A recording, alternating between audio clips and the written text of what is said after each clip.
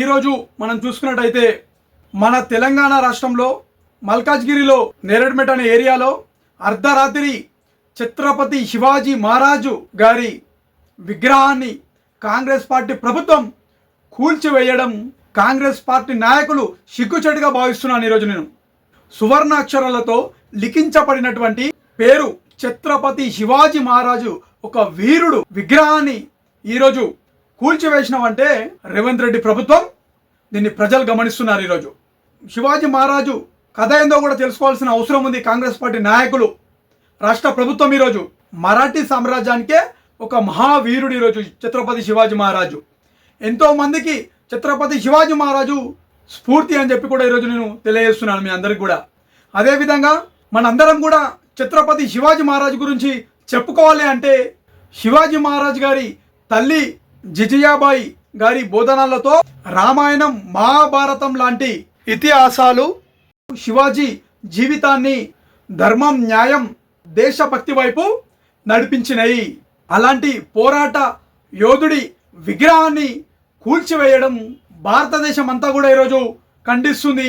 అదేవిధంగా జనసేన పార్టీ తరఫున మేము తీవ్రంగా ఖండిస్తున్నాము దీన్ని.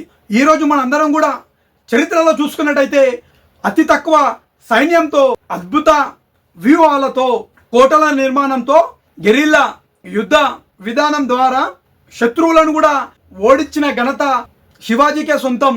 కాబట్టి తెలంగాణ రాష్ట్రంలో ఉన్నటువంటి కాంగ్రెస్ పార్టీ ప్రభుత్వానికి ఈరోజు నేను జనసేన పార్టీ తరఫున తెలియజేస్తున్నాను. అర్ధరాత్రి పూట పోలీస్ ప్రొటెక్షన్ ని పెట్టి విగ్రహాలని జేసీబీలతోని కూల్చివేయడం కాదు, పేద ప్రజలని ఆదుకోవాలి అని వాళ్ళ సమస్యల గురించి పోరాడడం అని చెప్పి ఈరోజు మిమ్మల్ని గద్దె మీద కూర్చోబెడితే మీరు ఒక మహావీరుడు ఛత్రపతి శివాజీ లాంటి మహావీరుని విగ్రహాలని కూల్చివేసే పనిలో ఉన్నారంటే కాంగ్రెస్ పార్టీ ప్రభుత్వం రోజుకింత ఎంత దిగజారిపోతుందో మీరు అనుకుంటున్నట్టు ఈరోజు మేము ఏదో చేస్తున్నామని.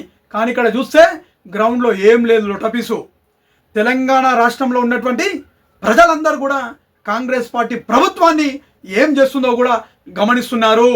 అలాంటి మహావీరుడి విగ్రహాన్ని కూల్చివేయడానికి మీరు సంసిద్ధమైరంటే రేపటి రోజు ఇంకా ఎంతవరకు దిగజారిపోతారో కాంగ్రెస్ పార్టీ ప్రభుత్వం, యావత్ తెలంగాణ ప్రజలందరూ కూడా ఈరోజు ఆలోచించాల్సిన అవసరం ఉంది. ఈరోజు నేను సూటిగా ఒకటే చెప్తున్నా. ఈరోజు జనసేన పార్టీ తరఫున కాంగ్రెస్ పార్టీ నాయకులకు కానీ ఛత్రపతి శివాజీ మహారాజు ఆ కథ ఏందో తెలుసుకోండి. అప్పుడైనా మీకు కొద్దిగానైనా జ్ఞానం వస్తుంది, సబ్జెక్ట్ పైన అవగాహన వస్తుంది.